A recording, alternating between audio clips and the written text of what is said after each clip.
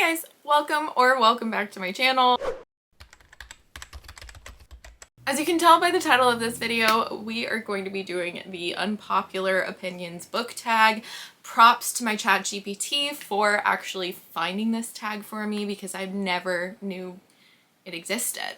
Full disclosure, everything I say in this video is just my opinion. Reading is a subjective experience, and so you may or may not have the same opinions as I do, and that is totally okay. I do not mean to offend anyone. Again, this is just my opinion and you are entitled to your own, just as I am entitled to my own. And with that, some of you may totally hate me for some of my opinions. But if you do have the same opinion as me, or if you have different opinions, go ahead and give some love to the comments down below. Let's get chatting. And with that, let's get on to the video. And I'm going to leave all of the questions in the description down below with timestamps as well, because there probably will be some spoilers in this video. So if you see the book that I'm talking about and you don't want the spoilers, go ahead and click the next timestamp. Okay, now we're on to the first question. Okay, a popular book or series you didn't like. I honestly don't even have to think about this one. It's gonna be the Empyrean series by Rebecca Yarros. I have only read Fourth Wing and Iron Flame. If you guys have been the OGs on my channel, you guys have probably already seen me reading Fourth Wing and Iron Flame for the much anticipated Onyx Storm release, and I did purchase Onyx Storm as well, but I have not gotten to it, and I don't know when or if I will. I'm not sure. Yeah, this series I just didn't really like, and I was very disappointed and upset that I didn't enjoy it, because I was really hopeful that I would. I mean, where to even start? Like, the whole school? I want to start with the school, because Basgaev is absolutely absurd. I just don't understand what type of a strategy it is to have a military-based schooling and then kill off any weak links. Like, you would think that they would want more people to fight in their war, but no, they just kill them off, or let them kill each other off. How does that make sense? Like, there's other quadrants that they could have gone to help support and aid in the war, and yet nope, so long you're just, yeah, I don't understand that. I think the enemies to lovers in this was just ridiculous. I think it was ridiculous. I think like Violet, I think basically like all the characters, probably except for Xaden, I actually did like Xaden. I think Xaden was a pretty well-rounded character, but every other character in this book just fell completely flat for me. They had no depth, no development. Like, a lot of the characters, especially the side characters, just bled together, and I couldn't discern which one was which. I think it took me until the end of Iron Flame to understand the differences between Sawyer and Riddick, because they seemed identical during Fourth Wing. I also don't understand why Violet was friends with her group to begin with. I just didn't see like any real friendship blossoming. I feel like there weren't really a lot of dynamics between them throughout Fourth Wing and even through Iron Flame. Iron Flame, towards the end, I was like, okay, it's cool, they're coming in clutch, I understand this group now and their purpose, but it took 2 books to get there. I didn't care for it at all. I think Violet is also a character where I just don't get her. I don't understand her and her actions and the things that she says, the things she does. It doesn't make any sense to me. So following along from a first-person point of view with a character that I just don't jive with, and I just don't understand where her head is at, was difficult. I will say though that it's not like the worst series in the world. I do see why it's popular. I think the premise is cool. I think the world itself is pretty cool. The dragons are cool. Cool. It just lacked on execution for me, and yeah, and not even understanding everything that's going on either, and how this world works, how the school works. I don't know, how can you get into something when you don't understand it? And even with the Onyx Storm reviews and spoilers, like, everyone is just trying their hardest to figure out everything that's going on in that book, and I just don't think that that's quite the point of reading. The dragons too, I think the dragons were awesome, but we barely really got to see Violet, Xaden, like literally anyone bonding with their dragons. I mean, you have a pet dragon, not a pet, you are bonded for life with this dragon. It is like you are married to this dragon, and you don't even really talk to your dragons. What's up with that? I was hoping for more of like a How to Train Your Dragon, where it's like Hiccup and Toothless and they are bonding over the course of days, over the course of months and years, and they are getting to know each other, and their interactions display that without being told. It was not like that with Violet and Taryn in this book, or even in Darna. We're just told that they would die for each other, and they show a lot of protectiveness towards one another. I think it just lacked being descriptive enough for it to all make sense. Yeah, this series was not for me, sorry you guys. Okay, next question. A book that everyone seems to hate but you love. I don't really know what book everyone's hating right now, but I have seen quite a few videos of people hating on Colleen Hoover. I figured then that I will choose Verity by Colleen Hoover. I don't know what all the beef is with Colleen Hoover. I honestly don't know. I guess I just didn't really care.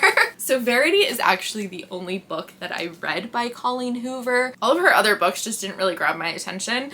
So I've never picked up another one, but I've heard Verity was really good. I picked it up and I really enjoyed it. Honestly, the suspense of not knowing what has happened to Verity and whether Verity is or isn't, and this is a spoiler, so click ahead if you don't want to have a spoiler, whether or not Verity's manuscript or slash diary entries was real or if it was just a writing exercise. I still don't really know my thoughts on this, because at the end, after Verity dies, we just don't know who's telling the truth, and there's evidence pointed in both directions towards Jeremy and Verity. Also, like Lowen and Jeremy getting together while his wife still lives in the house.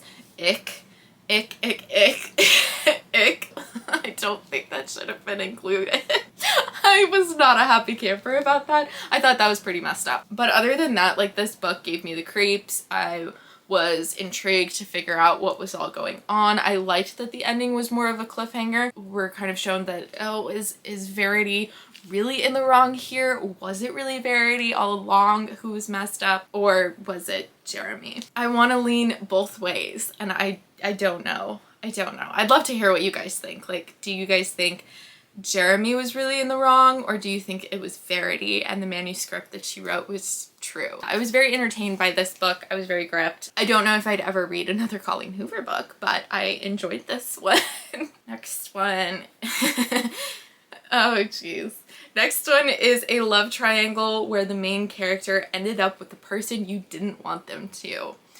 So I'll be honest, I don't really read too many love triangles. Honestly, if I find out a book has a love triangle in it, I'm putting the book down and I'm walking the other way, because I don't like love triangles. Unpopular opinion, I don't think love triangles are very well crafted. I think that there's always like this female main character who is very much so in love with one base of the triangle, and then the other base of the triangle, she loves him as a brother or as a best friend, you know, really deeply cares about him, but it's just so obvious that she's not in love with that person. So I find that love triangles can be pretty predictable. And also sometimes like the guy who she's obviously in love with treats her well, and then the other guy doesn't. I mean, I could bring up Dane from Fourth Wing. He doesn't truly love Violet, and it's like I think that could be the same in like almost any love triangle. Like there's always one male main character that truly loves the main female character far more than the other male character. So yeah, not a big fan of love triangles at all. But the one book that I did read that had a love triangle in it is The Forbidden Game by L.J. Smith. This is an old book. I don't know if this was ever popular on like BookTube, Book Talk. I mean, I enjoyed it when I was younger. I don't remember everything that happened, but I enjoyed it and the premise was really interesting. So basically in this book, we follow along Jenny, who's hanging out with her boyfriend Tom and their friends, and they end up in this very atmospheric and strange shop where Jenny connects with the owner slash store clerk named Julian, and she ends up purchasing a board game. And this board game is kind of like Zathura or Jumanji. They go into the game, and the game is run by Julian, who ends up being like the Prince of, I think it's Shadows, is it? Prince of the Shadows, yeah. And so basically to win the game, Jenny, her boyfriend Tom, and all of her friends have to go through this game facing all of their fears. It's been years since I read this, but I don't know why, but Julian, I just really liked Julian. I think he challenged Jenny. He was kind of the worst in a lot of ways. Like, he was terrifying, but he was also just like, they had a connection. Tom just seemed to like disappear in the background for me. I don't even really remember anything Tom did that was boyfriend-like, but I really, really enjoyed Julian and Jenny together. I think that they would have been such a cute couple. She could have reigned as the princess of the shadows. But yeah, this is the love triangle where the main character ends up with someone who I didn't want her to, because yeah, Tom was boring. I did not like Tom. Next question. A popular genre you rarely reach for. So I want to say there's quite a few genres that I don't really reach for. However, I don't know if they're really popular. Like, I don't think historical fiction is very popular, but from being on like Book Talk and BookTube, a very popular genre on both platforms would be romance books. I don't really reach for contemporary romance books often, or really at all. Yeah, I don't really.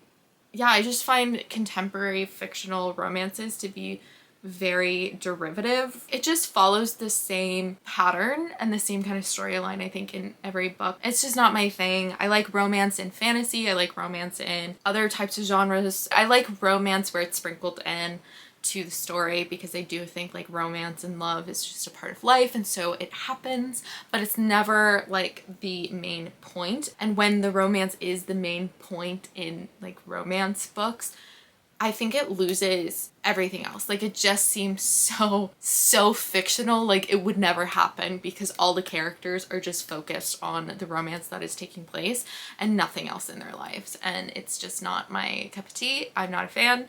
So I rarely reach for them. If I've heard good things and I want like a palate cleanser, I will read books that are more so in the romance genre, just so I can like have an easy read and then get back into other books that I enjoy more. So what else can I say? Let's see, a beloved character you didn't like. Okay, hear me out. Hear me out. Zade Meadows. I feel like Book Talk loves Zade so much, but hear me out. So smut-wise, like those kind of scenes, I get it. I get it. He's hot. It's giving smut. His character as a whole, I don't like him. I mean, he extends far beyond being an enigma all the way into just straight hypocrisy. I mean, he is a total hypocrite. Everything he stands for, or I should say against, he does it himself in his personal life. I can't. Either H.D. Carlton wanted us to laugh, or she just threw him together haphazardly, because the only thing that really matters is that he's hot for this book, I think. I don't like him. I mean, the stalking and like everything he does in the beginning, that's one thing. It could have worked. But breaking into her house, scaring the bejesus out of her with a gun, and then, I mean, he basically raped her. Like, why do we like this man, guys? Why do we like him?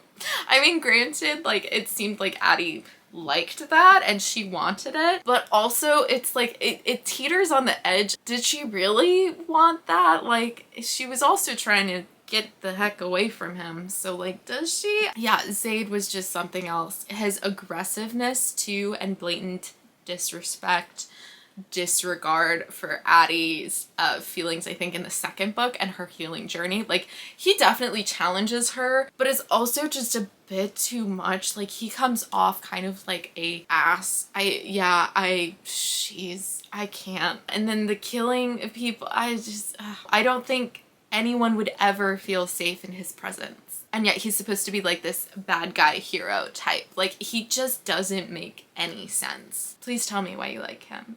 Besides like the sexy stuff, because I get it. To a point, he's hot. I get it. But it's a very, very thin line from him being hot to him being a terrible person, a character who has no depth, and also just being a dick. Yeah. I'm honestly surprised that I was able to finish both books in the cat and mouse duet. Yeah, I don't know. I don't think they were supposed to make me laugh, but I was just laughing like the whole time because of the sheer absurdity of everything going on. A popular author you can't get into. I'm gonna have to go with Frida McFadden. So I've only read The Inmate by Frida McFadden, and I was not a fan. I will say though that she is quite talented in creating twists in books that I don't see coming. At least in that one, I didn't see one of the twists, but I do think from reading The Inmate and then trying to read The Housemaid, I don't care for the way that she sets up the stories. I don't care for her characters. Her dialogue seems very childish to me and just silly. I do think like her books are probably like a very easy read for most people, and for thrillers too, like it's just a go-to if you're in a reading slump. I think like I can definitely appreciate that she does it well, but I just can't. I just get so irritated by the characters because I just don't think anyone would interact with other people in the manner in which she writes, and then also with the dialogue and how the characters think. Like, her main characters just, I find it so bizarre. Like in Inmate, the main character is so fixated on like how she looks, and she works in a prison. Like, these men probably haven't showered in a couple of days and you're worried about how you look. I don't know. I don't get it. I don't understand it. Yeah, I just don't think that she's my type of an author. Okay, a popular trope you're tired of seeing. I think this goes into kind of what I was mentioning before with Fourth Wing, but enemies to lovers. And I'm not saying like all enemies to lovers, because sometimes it's done really, really well. Like in This Is How You Lose the Time War, I think that was really well crafted. But yeah, enemies to lovers, especially where they're not really enemies. I just think like the trope has gone so far to include like childhood grudges, pettiness, being attracted but being like, oh, but I'm not attracted to you and I'm gonna hate you instead. I just find like that they are so aggravating.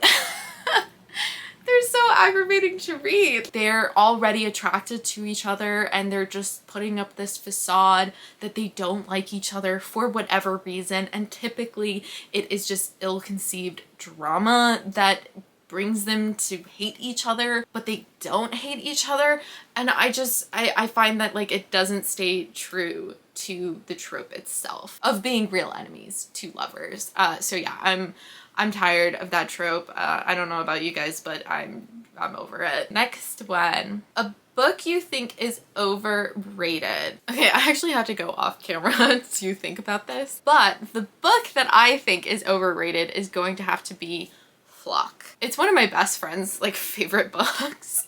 She loves Sean. Her and I have discussed this in depth, and I just don't understand. I don't get it. I think all of the men in that book are just so vapid and disrespectful and rude. They just are the definition of toxic masculinity, in my opinion. I didn't really like anything about the book. I did DNF it. I think I had like 50 pages left.